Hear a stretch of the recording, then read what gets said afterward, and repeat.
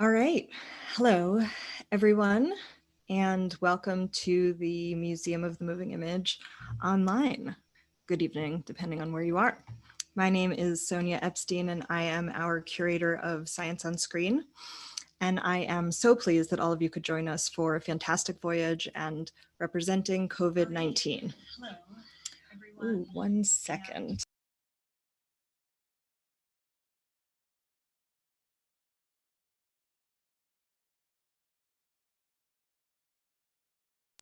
Sorry, these things happen. Anyway, I just wanted to begin by saying that, as you all know, this is a difficult time for a lot of people and also a lot of institutions which have their physical doors closed. So if you're at all able to donate the suggested $10 or really any amount, it would be greatly appreciated. And we look forward to bringing you more programming like this and a range of other things. And if you have already donated, thank you so much. We really appreciate it. This program is one that I've been thinking of since March, since that image of COVID-19 that we are now also familiar with started appearing everywhere. The quote unquote spiky blob has since then made its way to hamburgers, costumes, hairstyles, and even hacky sacks. So we are extremely lucky to have with us tonight Alissa Eckert, the person who created that image. Alissa is a medical illustrator at the CDC who created the image of the coronavirus together with her colleague Dan Higgins. At the CDC, she works on health information, education, and emergency response illustrations for a number of diseases, including Ebola, cholera, Zika, measles, and many more. I'm thrilled that she could take the time to join us and equally excited to introduce one of my favorite historians, authors, and history of science and medicine and technology scholars, David Serlin. David is Associate Professor of Communications and Science Studies at UC San Diego, and he is also affiliated faculty at the Center of the Study of Social Difference at Columbia University. His books include Imagining Illness, Public Health and Visual Culture, and Replaceable You, Engineering the Body in Post-War America, which I highly recommend. So please join me in giving a virtual, unfortunately silent, round of applause for Alissa and David. Here they are. Yay. Hello. Hi there. All right. So if you don't mind, where are each of you calling us from? Well, I'm in Atlanta, Georgia. Nice. And, David? And I'm in San Diego, California, in the small section of San Diego called La Jolla, which is right near the university. But I am here on the West Coast. Okay, so we're all coming together, which, I think the silver lining of doing these events online is that, people who wouldn't necessarily be able to travel to the museum's physical location, can come together here. So again, I'm really grateful for that. And as a starting point for the conversation that I want to have tonight about representing microscopic threats to the human body, among other things, I want to, sort of get us all on the same page by playing a trailer to the landmark 1966 sci-fi feature fantastic Voyage, which maybe some of you have had a chance to see or saw, back in the day when it came out. If you haven't seen it, I don't really think that this conversation is going to include too many spoilers. So there's plenty of time, and I definitely encourage you to do so. So I'm just gonna share the trailer. Give me 1 second, and then we'll all come back together and get started.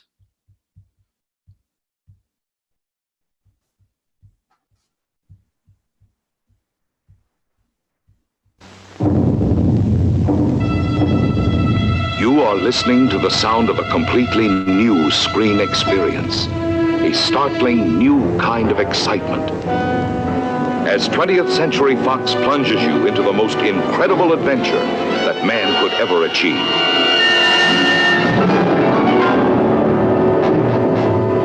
To make a motion picture that crosses a new frontier may seem impossible today.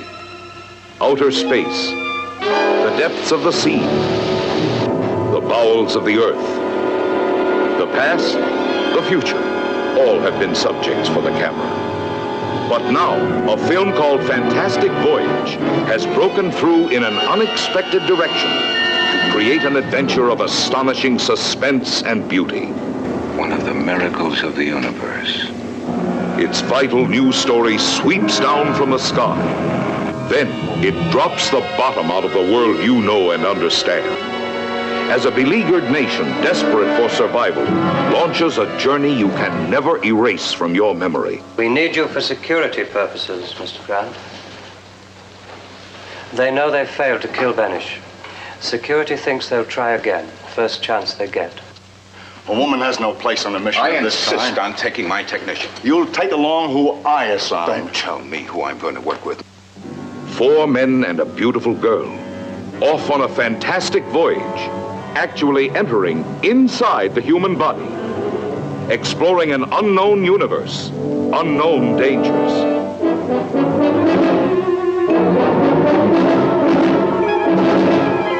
They're tightening. I can't breathe. 24 seconds left. After that, you're in danger of attack. Come on. It's sheer suicide for all of us. You are there with them, sharing a breakthrough in motion picture. He's gone.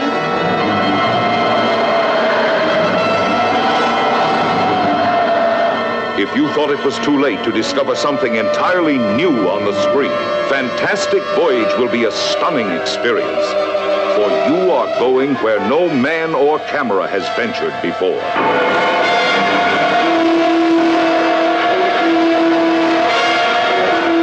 And when you come out, you may never look at yourself in the same way again.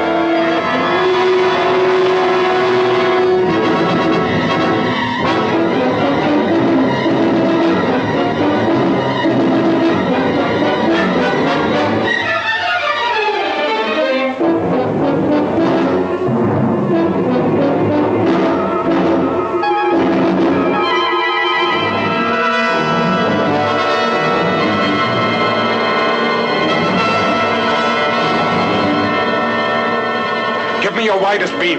Full power.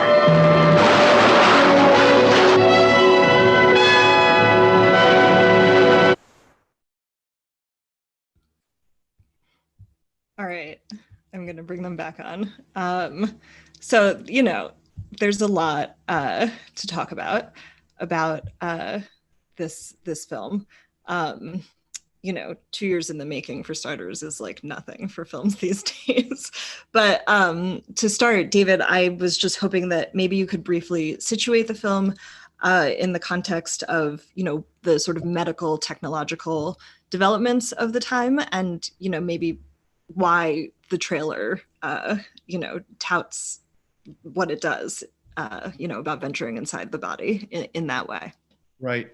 I mean, one thing I should say is about 2 hours ago, I finished watching the film, which I've seen many times before, but it was a real treat to see it. And I must say, they don't make trailers like they used to, because the trailer for Fantastic Voyage is sort of a work of art on its own in terms of all the different things it's trying to compel you to be aware of. But to answer your question, 2 things I guess I wanted to say. This idea of visualizing the interior of the body, which is obviously central to the film's vision, really after World War II becomes something that's not only achievable by new medical technologies. You know, this is the moment when hospitals and advanced clinics are able to use things like echocardiography, the technology that will become, you know, the MRI and the CAT scan. They are sort of just on the periphery here. And as I was saying to both Alissa and Sonia last week, the photography of Lennart Nilsson, the Swedish photographer who took the first in utero images of fetuses, which are reproduced in gigantic full color display on the pages of Life magazine. You know, all of these technologies in the hospital or in the clinic, and then the kinds of things that people have become to experiment with, crossing over from the medical realm into the popular realm. You know, these are all as I say, not only achievable, but they're also kind of setting the tone for what people have come to expect. People both in medical care, but also then people in places like the cinema. And I think that's a really important point because Richard Fleischer, who made this film, he actually has a very distinguished relationship to visualization and kind of fantasy, which then is applied to the interior of the body. Before he made his name with Fantastic Voyage, he was known about a dozen years earlier for making 20,000 Leagues Under the Sea for Disney. And then after he made Fantastic Voyage, he went on to make Soylent Green, the kind of creepy Charlton Heston sci-fi movie from the 70s.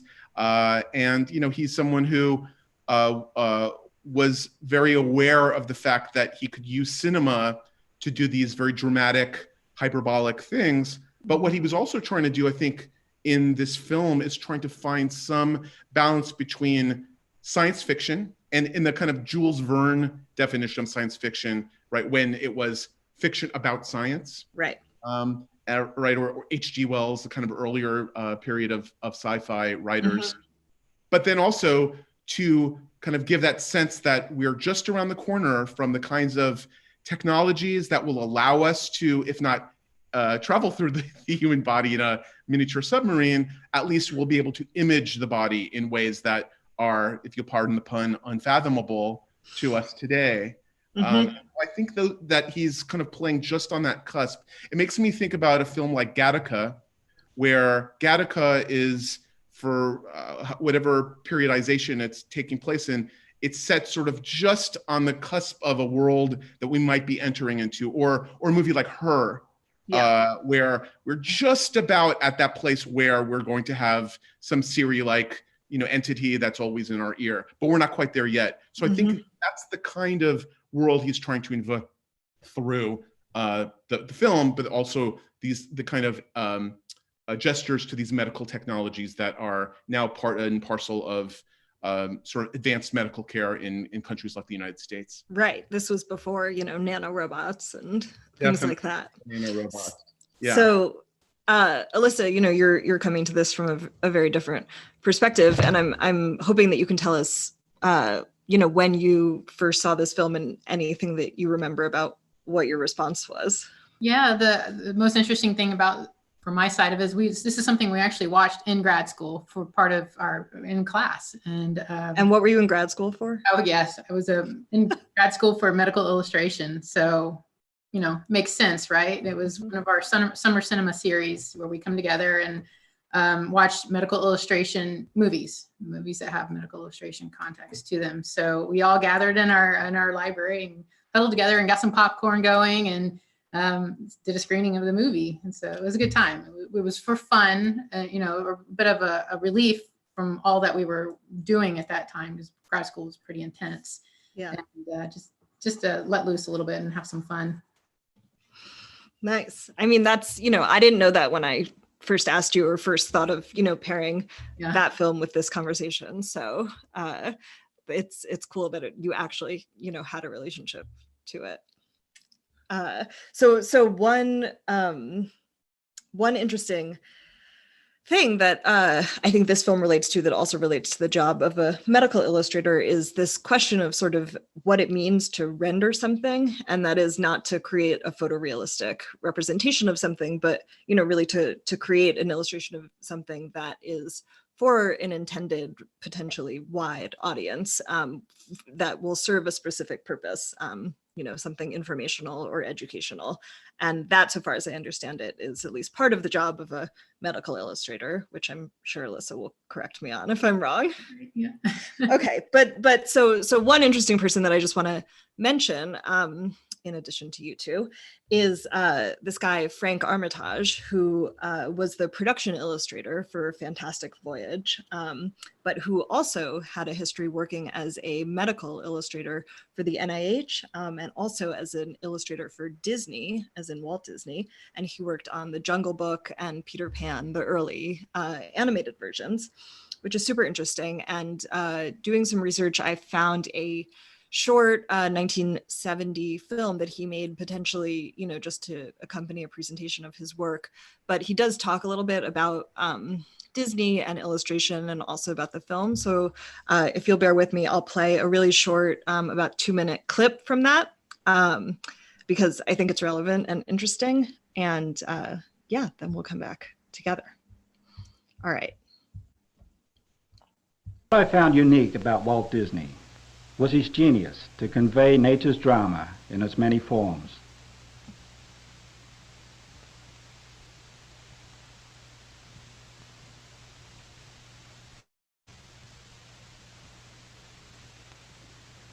In this case, we were designing for school children, and the purpose was to create an inner world of wonder, away from the anatomical look, as they watched the development of the human fetus.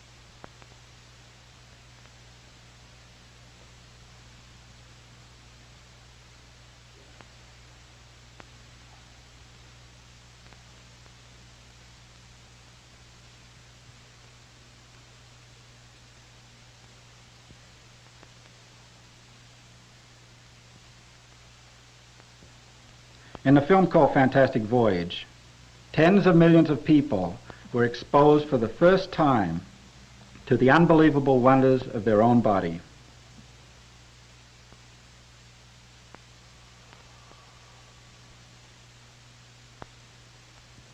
Within the demands of the storyline, the big challenge for us was to make the anatomy as authentic as possible.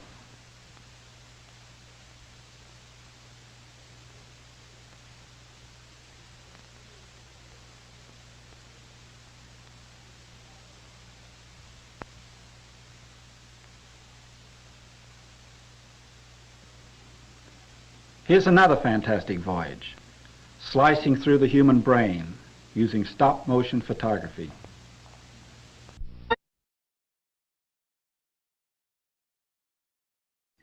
All right. So to start, Alissa, I'm just curious if you have any reaction to that, and if there's anything maybe that Frank said that resonates with you as an illustrator. Well, as I was watching it, I kept thinking, I wonder how long this took him to make. Back then he did a lot of oil painting and all that, and then stop motion, trying to put all this together. It's so much easier now to animate things. You just animate a character with keyframes and that sort of thing. He had to go one by one, different plates and all that, and it was a huge undertaking. But you look at some of the first images, and they're kind of simplistic and all that, but they're doing their job. They're doing a great. He's telling a story. And that's what he was trying to do. And the images look, I really like the fetus images too. Yeah. Yeah. Did it say any information when you pulled that about how long that took him to make that particular film? Yeah. No, I know that that's there. It's mostly clips of his work. So that fetus image, for example, is, I think, from a film from the 50s or 60s that was for Disney. That was like sort of a public health film about, how babies are born. So I think that, and I have no idea actually how long it took Disney illustrators at that time, but, that's definitely, we can get to this a little bit later, but, one of the things that I think must be really interesting is like how both medical technology, but then also the tools that you use as illustrators have changed, since, say, the last pandemic, whenever that was. I can't imagine trying to do paintings and then you have to change something, and try to alter that. Now you have Photoshop and Control Z or just erase it out, but the painting, it's another story. Yeah. One of the things that really struck me is it's something that we sort of forget about, but especially in the 50s and 60s and 70s, when the Department of Defense or when the NIH, when really large agencies wanted to have illustrations, whether it was of effects of atomic energy or the effect of the bomb, or they wanted to illustrate, the development of a fetus, they went to Disney. They went to sort of well-known illustrators, and there was such an interesting overlap between government agencies and kind of what we think of as entertainment companies like Disney. Now, of course, places like the CDC and lots of individual companies, both public agencies and private ones, they can develop all kinds of images, both and probably what 99.9% of them are all done using CAD programs and computer software. But this was an era when it was very old school, and the way that you educated people, because a lot of the films that he's showing, a lot of the images from these films, they would not have been necessarily shown on TV. They would have been shown in health class. Right. They would have been shown, like on a Saturday afternoon in a auditorium or church. Yeah, like a library. You have library where people come together and they watch things, and then they have like a bean dinner together or something like that. This was, this is either pre-television or sort of competing with TV. And let's face it, that's why the wonderful world of Disney really took off, was to bring, not just like Lassie and Rin Tin Tin and entertainment in, but also bring in kind of illustration work that, these extremely talented Disney folks could do that would address, the body or nature or energy or the environment, or, the famous one that was created in the mid-50s called Our Friend the Atom, which is this amazing, cartoon about what, what we can do with the atom. If we're not dropping bombs, we can create nuclear energy, or we can, use it for peacetime purposes. So, so that's what I see in that, not just the representation, but that it's sort of working on several levels, which he obviously was very good at doing. Yeah. Side note, we had a 5'5" painting of his up in our studio when I was in grad school. So we saw it every day. I think it was a retina, the back of the eye, painted correctly. It was huge and colorful and just amazing looking. So just a fun kind fact. of as inspiration for all the graduating medical exactly. Like one day you could be hanging up on the wall.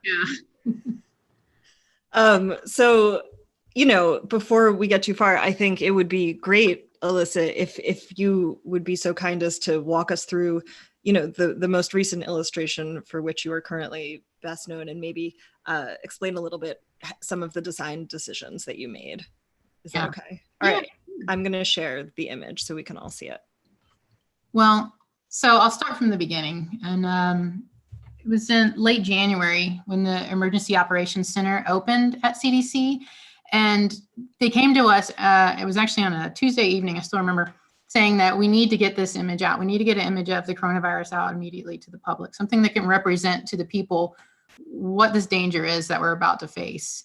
And so it was sort of this invisible enemy that we had to make come to life, give a face to the virus. So immediately we just started researching the structure, because like we were talking about, both Dan and I are medical illustrators. So we have a general foundation on how a virus is structured. So we knew what we needed to research. We needed to figure out what proteins were involved in this image, and how much information we actually wanted to share to the public. So we came up with, after doing our research and understood the morphology of what we're talking about, we came up with a list of questions that we wanted to talk about with the scientists and sort of have a Q&A with them on what we should show. And, there's a lot of information. There's a lot of unknowns to this sort of thing. Sort of like the idea of how many of those red proteins to actually show, or the spacing, exactly how far apart they are from each other. But we try to do the best we can on the size relationships between them. And, but we definitely took some artistic liberties to get our message across. For example, okay, so let me start with the structure. You have 3 different proteins that we're showing here. The big red S proteins, we call them it gives it the corona shape. So it's sort of the identifying feature of the virus. So we really wanted to focus on that. That's sort of, it gives it its corona. And so we were using the red. Corona as in crown? Yeah, crown shape, sorry. Yeah. And So we were also thinking about, well, we know we want to focus on that, but how are we going to do this? We need to think about, this is a public health message alert. We need to be serious and invoke serious feeling in people.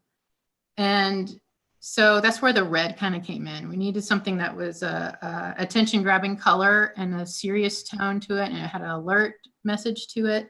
Mm-hmm. And then we started choosing colors that would complement that red. And then the nuclear envelope of the gray that you see it offsets the red so that they really contrast well and you can see them. And then there's a lot of design principles that we used here I knew I wanted to make it realistic in nature so that it would be believable for one to people, and so believable that it almost feels like you can actually touch this image. That's kind of what I was going for. So that you know it's out there. And let me think. So for example, with the realism, I had someone tell me the other day that every time they go into the grocery store now, they picture this image before they start to reach out and touch the produce, and they start thinking about what they're doing. You know, they change their behavior because of visualizing this. So that was sort of the goal, is to invoke something in people's minds. And so also another part of the creation of this is we knew this image was going to be seen on broadcast media and Facebook and different social media. So we needed it to be able to capture somebody's attention quickly. And then we wanted people to want to look at it.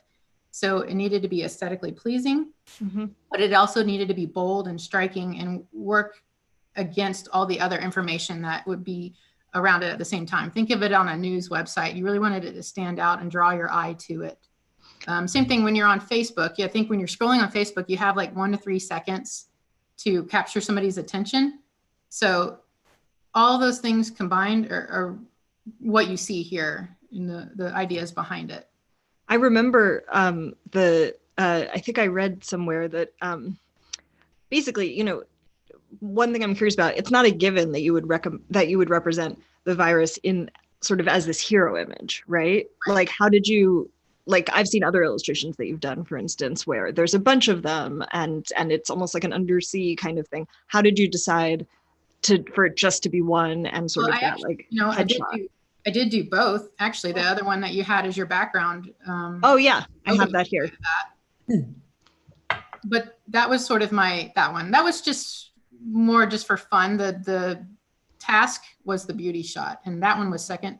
I did that after the fact. Alissa, can I ask you a question? I mean, one of the things that I found so interesting about your approach here is something that Frank Eckert was talking about authenticity. And to me, that feels like a different kind of goal than being realistic. In other words, if you were you could take an electron microscope and you could sort of capture it and then reproduce it, but you're going for something else rather than just it being like perfectly realistic. You're actually trying to give a feel for something. So then in a way, you're imparting real information, but you're also interpreting it too. Yeah. Part of the science is staying true to the facts. Also, when you're doing a medical illustration, making sure it is accurate, with some liberties, of course, but that instills a credibility feeling for people as well. Do you ever have scientists say, well,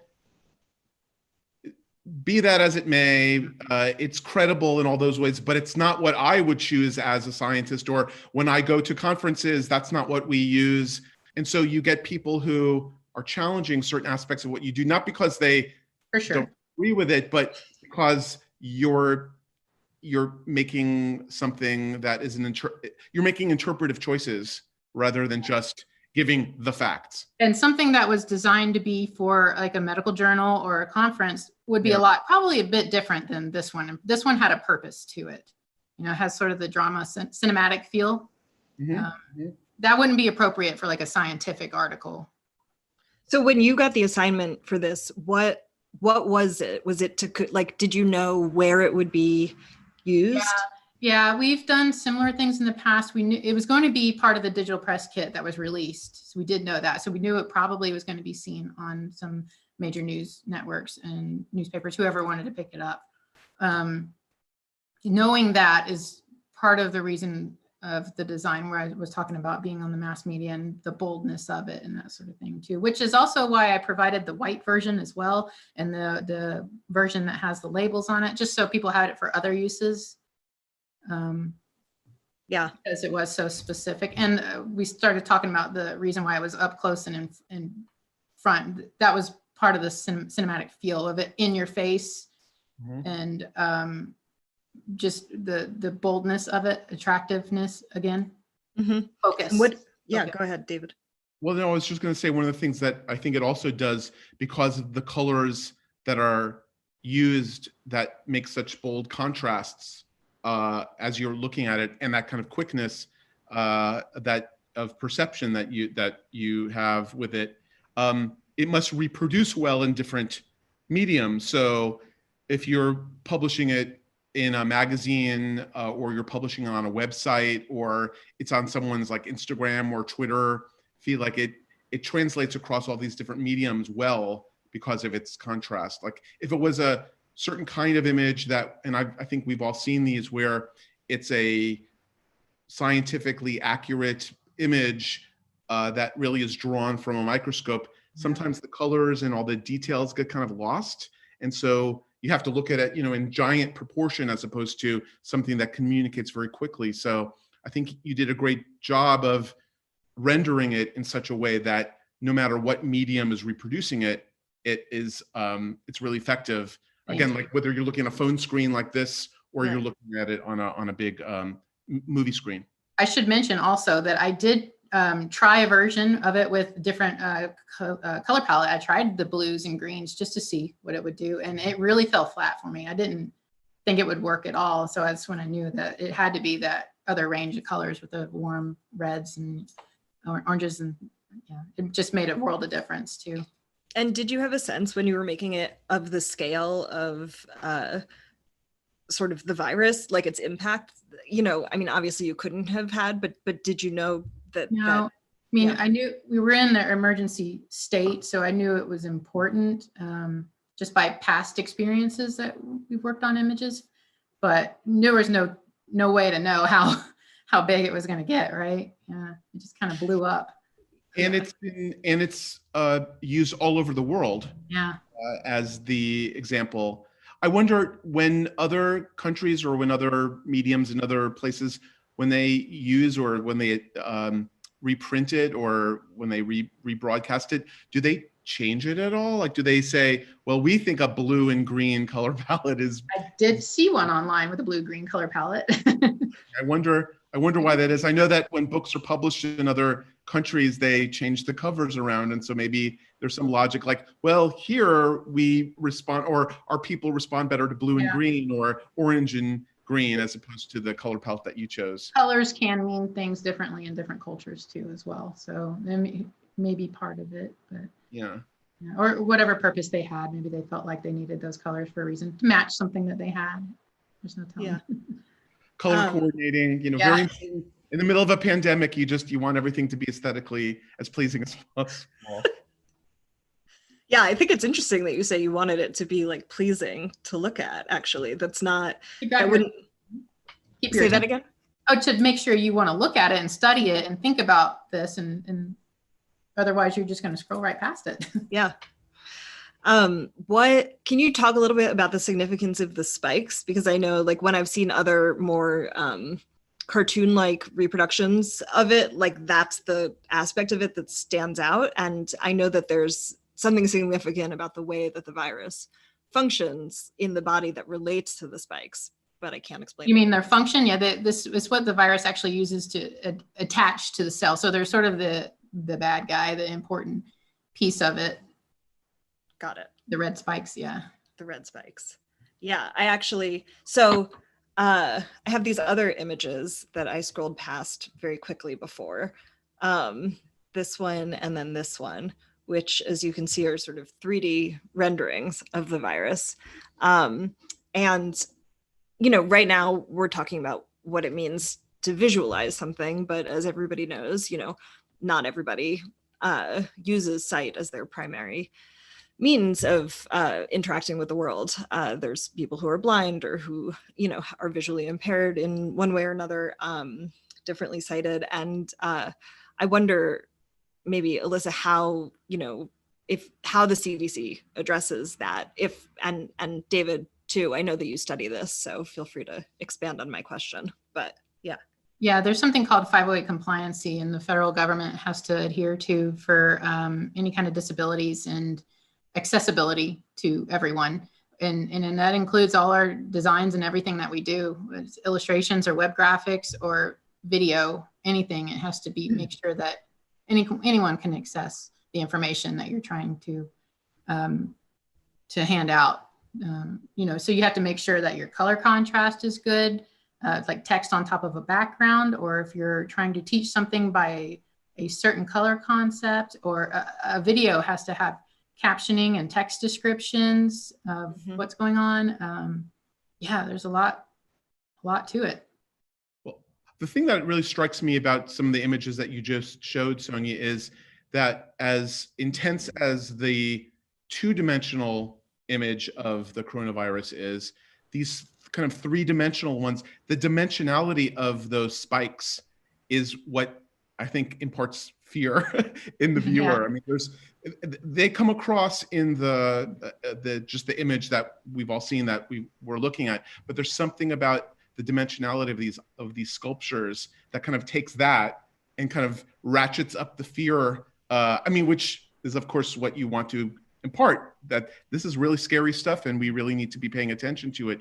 And so there's something about the spikes that kind of come alive when you are looking at them in this kind of, even this image, which is obviously two-dimensional, it has a kind of dimensionality to it. And can you show the other image that you were just showing before, Sonia? This one? Yeah, this one. It puts me in mind of the kind of models that were developed. This has been going on for a long time, since the early 19th century. But for example, after Crick and Watson's double helix was used to kind of visualize what DNA looks like, a lot of models were built and used in schools for the blind, or even among sighted children, to kind of give them a sense of what a helix not only looks like, but sort of the structure of it. And so there's something about these that even for sighted people resonates, but I can only imagine how it would also communicate for someone who couldn't see, or for someone whose main medium is the tactile, how they were really able to kind of experience this and understand why they're called coronaviruses. I mean, there's something about all of those kind of spiky outliers there that kind of communicate something beyond its danger, but also something about its urgency and its really ability to, mess with the cells of the body. I have one of those guys here. Oh, look at that. Oh, wow. Which one is that? Yeah, it's one of the 3D models in that picture. Yeah. Oh, it's like a truffle someone gives you at a party that you really don't want to eat. Yeah, for fear of being infected or something. Oh yeah. I mean, but it's a beautiful object. Touch it and feel it. It's a really beautiful. What's that model made of? This one is it was printed on a 3D printer. Right. Yeah. Yeah. So plastic, probably. No, this one was the resin. Which is also interesting because in previous generations, model makers would have made the models out of everything from wood to glass to, various kinds of plaster. And so now we just hook it up to a 3D printer and hit the button, and voila, we have this object.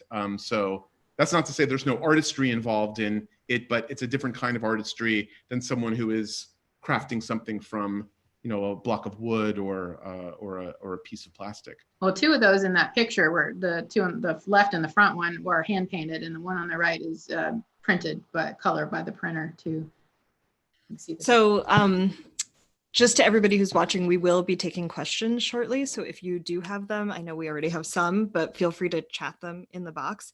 And we've been talking about visualizing and otherwise viruses, and I just have one small clip that I want to share from an educational film and this will be the final clip, I promise, from 1955 called Sniffles and Sneezes, that is basically takes that premise and makes it literal, but in a different way. So I'm going to share that, and then, yeah, feel free to write your questions in the meantime.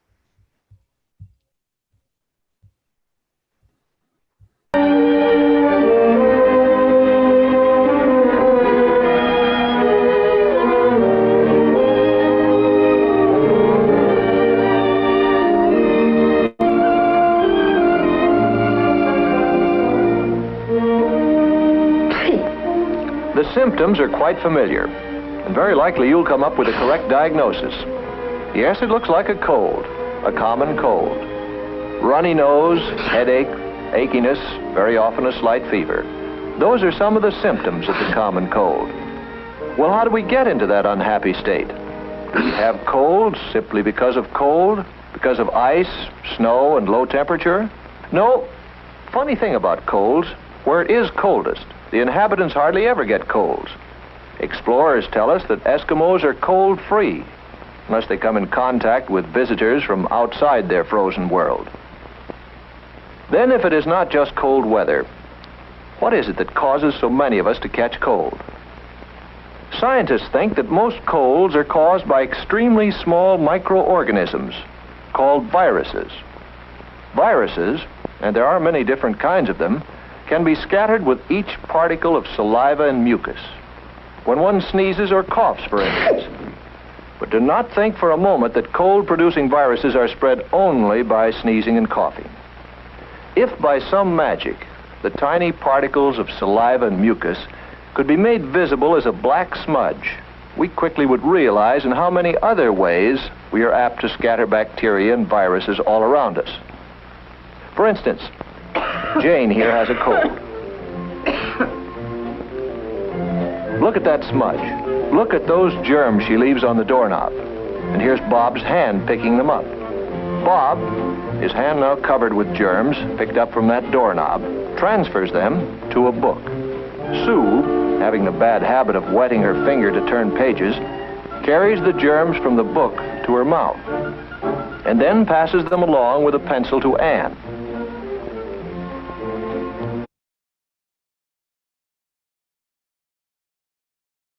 It goes on from there, as you can imagine. Anne sets the dinner table, and everyone is infected. I mean, honestly, since I saw that, Anne. What? Typhoid Anne, and well, these are the kind of films that, along with some of the ones we were describing before, they would have been shown in health class, in an auditorium on a Saturday night at a church social. But what's really important about all of these is that they were understood as parts of civic education. So you would have a film that was about duck and cover, what to do about getting to your bomb shelter and huddling down. And then there might be one about how to have good manners and how to be out in public. And then there'll be ones about how to take care of your, cough and cold, and how not to, touch other people and how to infect other people. Yeah. It was thought of as all part of a broader civic education.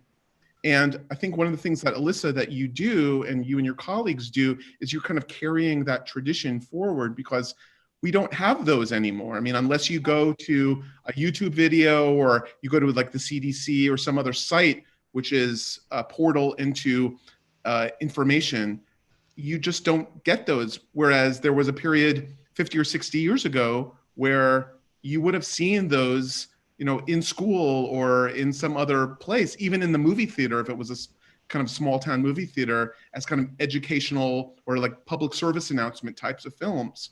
So we've kind of lost that. You need to have that in the CDC museum. Wait, what did you say? Say it again, Melissa. Museum at CDC, and it needs to be in there if it's not already. Yeah. I mean, those kinds of public education film, I mean, that might be coming back. I mean, we'll see, but it seems like there's those kind of, now I think it's more like memes, like. Yeah. A meme is not but it's kind of brilliant to imagine the smudge as the way that you visualize something that is unvisualizable until you have someone like Alissa sort of illustrate it. I mean, the most simplistic form of communication like that too. Yeah, it's really very effective too. And then all of a sudden you're like, oh my gosh, I'm touching everything. And I mean, that's where we are right now in 2020, where people start thinking of this with augmented reality and that sort of thing now, or VR, and that sort of same thing. You know, you point your camera at the doorknob to see germs all over the doorknob. That's an animator created, you know, that same sort of thing, but in real time. Right. I see. Fun game. Yeah.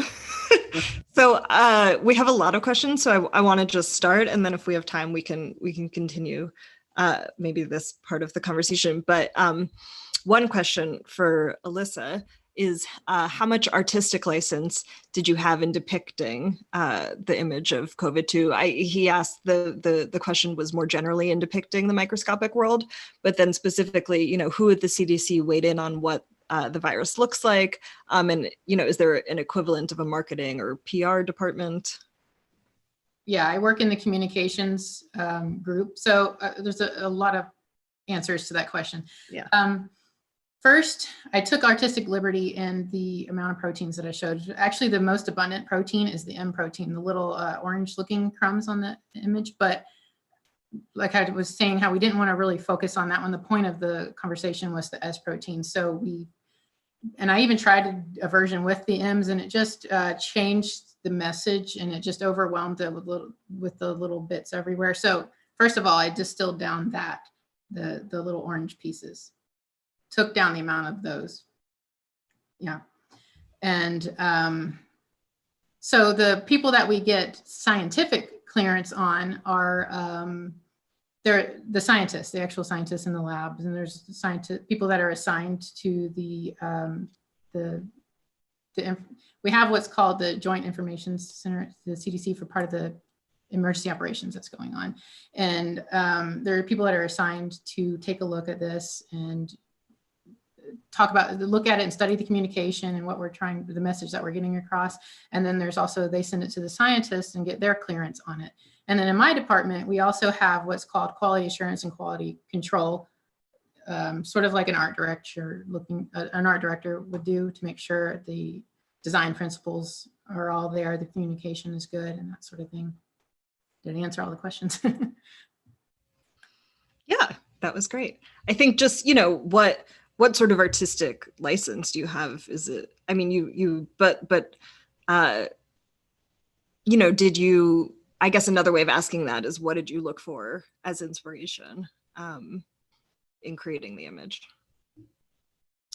Yeah, well, I mean, we did look at visuals of the electron micrograph images, you know, to sort of emulate that look as best we could, the shape of it. Mm-hmm. I think that's what we were going for. Was there also a sense that you wanted to show it? I mean, you have different versions of how you represent it, but the famous one that Sonia just showed is sort of the coronavirus in isolation, as opposed to in, you know, against a backdrop or in situ, in some situated place, like in the body. And so that must have been a deliberate choice too, to kind of take it out of how it would actually appear in the body and to show it kind of in its own. That's about focus. You know, you're focusing on that singular subject. This is what we were talking about, is the viral structure and the virus itself. It's more arresting looking at it that way, with the dark background and the mysterious sort of aura to it. Another question about focus was actually a question that said, is the depth of focus part of the realism? Yes, it is. That was a lot of, and it also helps you realize it's something small that we're trying to focus in on too, tight view on it. Interesting. So another question, I don't know the answer to this, maybe one of you does, is, was there an iconic visual representation of the 1918 Spanish flu?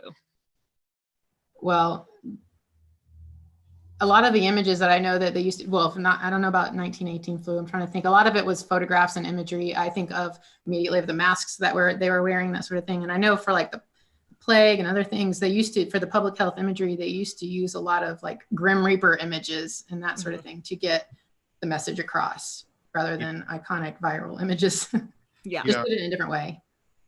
I would say that if there's any visual images attached to early 20th century pandemics like the 1918 influenza outbreak, it was Grim Reaper. And then because 1918, we were in the middle of World War I, you would have often racist imagery, Germans, or, virus as Germans or as some sort of marauding hordes coming from some part of the world. Right. There was a lot of overlap between the kinds of representations of, viruses or other kinds of illnesses and sort of immigrant groups. I mean, it was very much a time of representing the other in all these very exaggerated and often offensive ways. So those got kind of tied in with the representations of these kind of this medical contagion that we need to be mindful of. So very interesting politics to talk about that.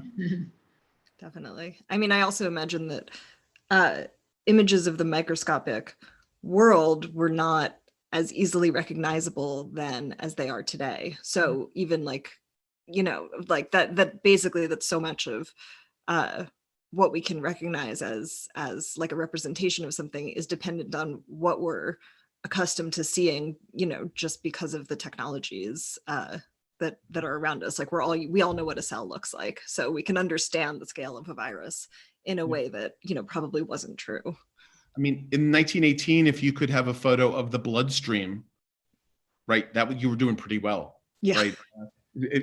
That's about as high tech as the visualization got. And certainly you weren't reprinting these. This is why Life magazine and Time magazine and other glossies really took off in the 1940s and after. Was, you had these publishers that were able to reproduce images. They had gigantic budgets, and they could say, well, we're going to show, the interior of, a certain part of the body, or we're going to show, micro or electro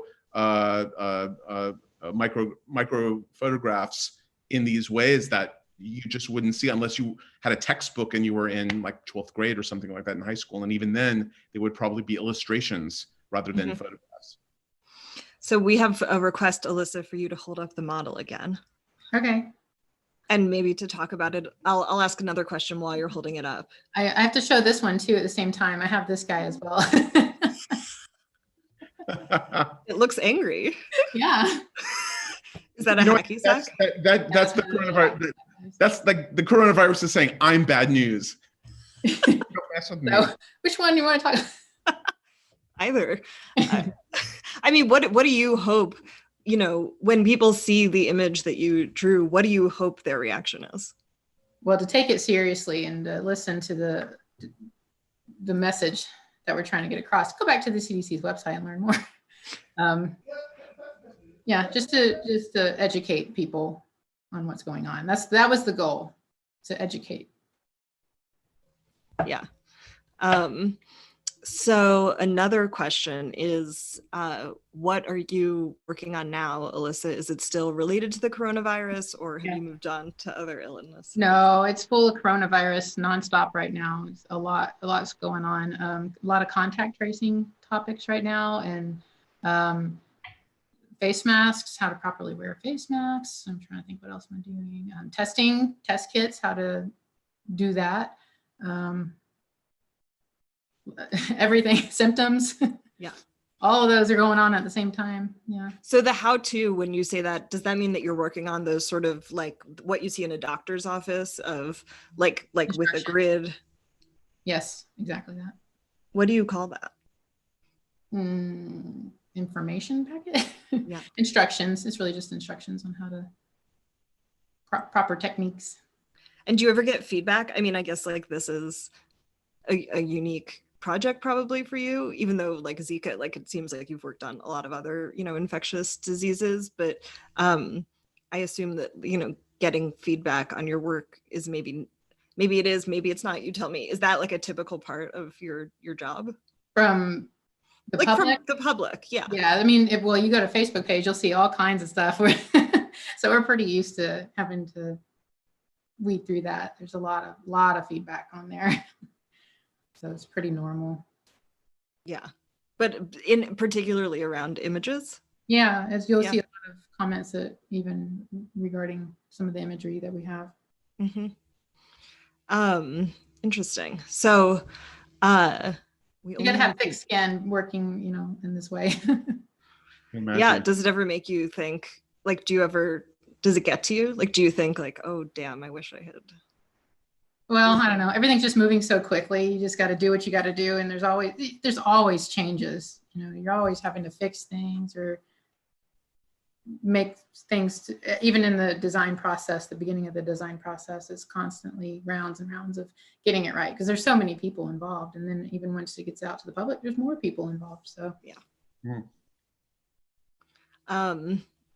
This is a good topical question.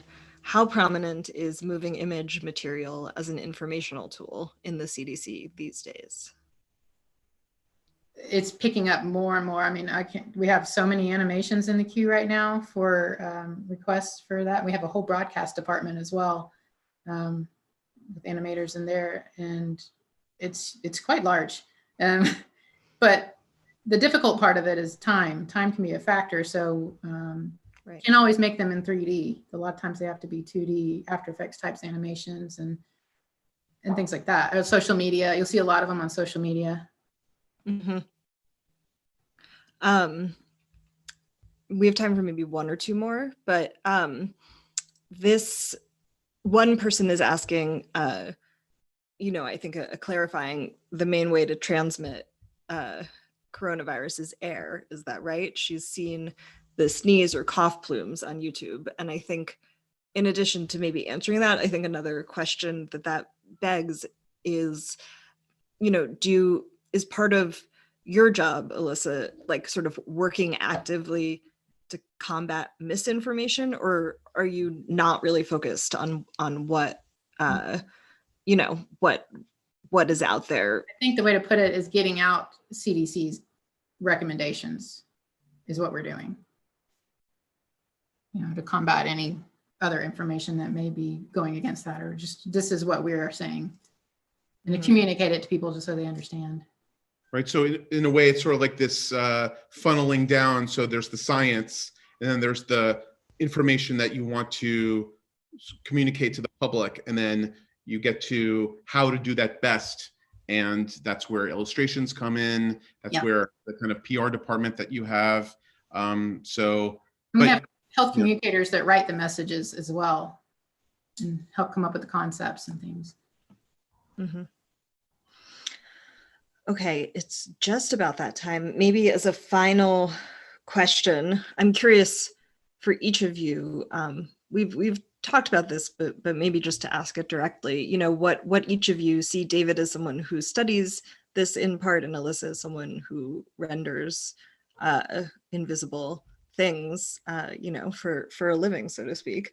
What do each of you see as the impact of making something visible or tangible, as the case may be? Well, I'll just say quickly that I think that in an era where science is being challenged, maybe more so than in other periods, and the consequences of challenging science or ignoring science is life or death. It's not just a matter of opinion, but it actually has consequences far and above just communicating what something invisible to the naked eye looks like, but it's about sort of the implications of knowing this. I think that the stakes are so incredibly high. And so I think that what Alissa and her colleagues do at the CDC is not just about information, but it's about sort of anchoring reality into the public discourse about where we are, and that this may be invisible, but it is absolutely real. And I think that is maybe the best thing that we can hope for when it comes to approaching how to visualize dangerous viruses or other kinds of diseases, to kind of anchor it in the material reality that they are. These aren't just interesting illustrations. This isn't just something fantastic Voyage that's sort of, well, okay, that's an interesting rendering of like a platelet, but no one really takes it quite seriously. It's, after all, Raquel Welch is in an outfit and she's, jumping around. So, we can treat it as science fiction. What Alissa, you and your colleagues do is science fact. And that facticity is so important to where we are right now. And so, I think, I'm very grateful for what you do and for what you and your colleagues do, because it's sort of every day slamming up against a wall of either flat out ignorance or avoidance and saying, no, this is actually happening. Take it seriously. What better message could you send out into the world right now? Yeah, and for us, it was really giving a face to that enemy virus that was out there that we could not see and people did not know or understand. It kind of grounds it a little bit. And that's the greatest impact I think that it has for me. And I hope it sort of starts a standard that we can pull from in the future. And I hope people take it seriously. Okay, well, on that note, please take it seriously, everyone. Yeah. And thank you, David and Alissa, so much for taking the time to have this conversation, which, is sort of off the beaten path for both of you. So I really appreciate it. And thank you, all of you who were there, wherever you are watching. Please come back, virtually or otherwise, once it's the time, to other Science on Screen and MOMI events. And yeah, I appreciate everyone's participation. So until the next one, take care and stay safe. Thanks for having us, Sonia. Thank you so much. Pleasure, of course. Nice All to right. meet you, Alissa. Bye.